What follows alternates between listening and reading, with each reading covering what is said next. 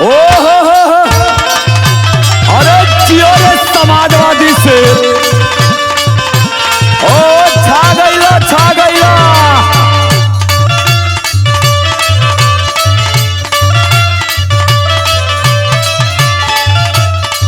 आई भैया, हम भोजपुरी समाजवादी गायक सुनील उर्फ चिंटू यादव एक बार फिर आप लोगन के बीच में वही अंदाज में, जौने अंदाज में आप लोग इस चिंटुआ के देखेला, वही अंदाज में आप लोगन खातिर अपने नेता श्री अखिलेश यादव के प्यारी सी गीत लेके आवतारी, समाजवादी गीत। भैया आई देखा कहले हो कि कनका होके भयल छोहारा झंडा ऊंचा रहे हमारा, आगे पीछे लौकता ना हो कूला एकदम हाहाकार मचौले बारन। भैया उत्तर प्रदेश का जनता, हम एक गीत में कहले रहनी आनहर यह पागल ना है, तो भैया अब की सब व्यवस्था कैले है, रोडे पर निकल जा जहां देखा भैया समाजवादी लहर और समाजवादी के ललकार आपके रोड पर दिखी। और रोडे बना भैया गली गली में, घर घर में अखिलेश भैया के नाव के प्रचार बा। आए चिंटुआ के दिल के आवाज बा, का आवाज बा? लहर ललकार आई सपा सरकार आई,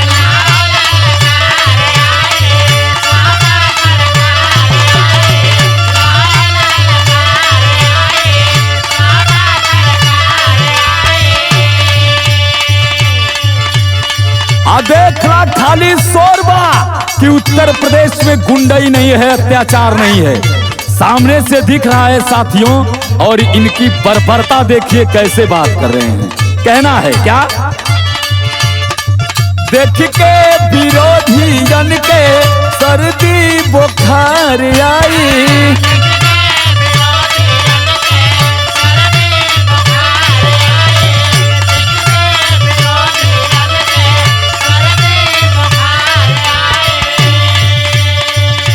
कितना भी कर लो हम समाजवादी सिपाही डरने वाले नहीं है साथियों। और ललकार के कहना है हमें और चलना है कैसे?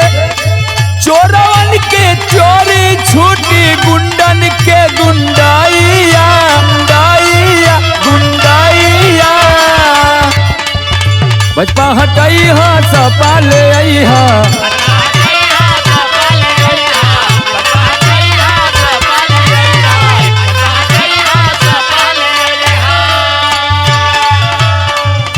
अच्छा एक चीज तो एकदम क्लियर दिखल भैया, गरीबों से वादा हुआ था कि गरीबों का दुख काटा जाएगा। साहब ने दुख तो जरूर काटा है, और क्यों नहीं काटा है आप लोग सामने देख रहे हैं। गरीबों का राशन पानी लाइट सारी बंद की जा रही है, उनको जीने का अधिकार छीना जा रहा है, जीने का रास्ता बंद किया जा रहा है। कैसे? नफरत विवाद जातिवाद वाली आ गया, जातिवाद वाली आ गया हो, देशवा में दिहले फैलायन हो रहा।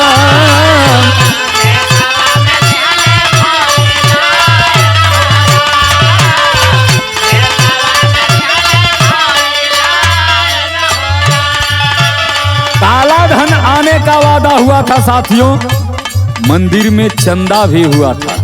देखिए पत्रकार मीडिया के लोग, प्रशासन के लोग भी कैसे साथ दे रहे हैं। न काला धन आया देश में और न चंदा का खुलासा हुआ। कहना है चंदा के धंधा काला धान वाला राशिया, काला धान वाला राशिया हो, लूटिए के गईले सब खायन हो रहा।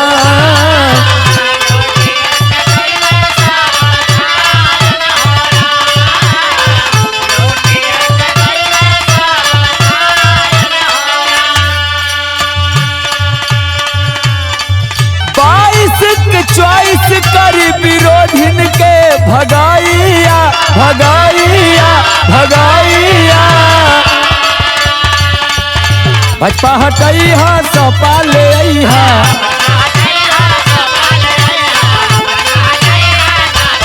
अरे जियो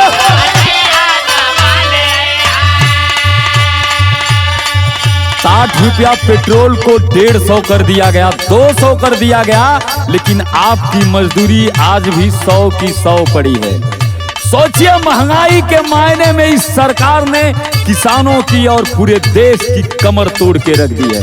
और बातें तो ऐसे करते हैं कि हमारा देश आगे बढ़ रहा है। हम कह रहे हैं हमारा देश आगे बढ़ रहा है साथियों, लेकिन इतना आगे बढ़ रहा है कि पीछे मुड़ के देखेंगे तो कोई दिखेगा नहीं। और कहना है क्या, दुखवा गरीबावन के हिस्सा वा में डाला, अरे हिस्सा वा में डाले हो, अडानी अंबानी के खजानन हो राम।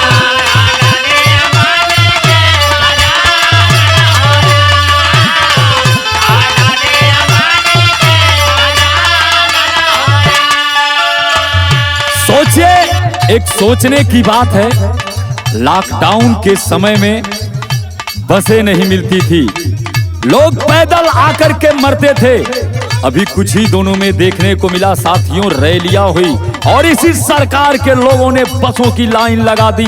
जबरदस्ती ठूसा जा रहा था कि आप चलिए हमारी रैली में। सोचिए, इस देश में गरीबों के साथ राजनीति करने वाले लोग कैसे राजनीति कर रहे हैं। रोटी रोजगार सब छीन लिहल हथावा से, छीन लिहल हथावा से, दिहल गुलामी के सजानन हो राम।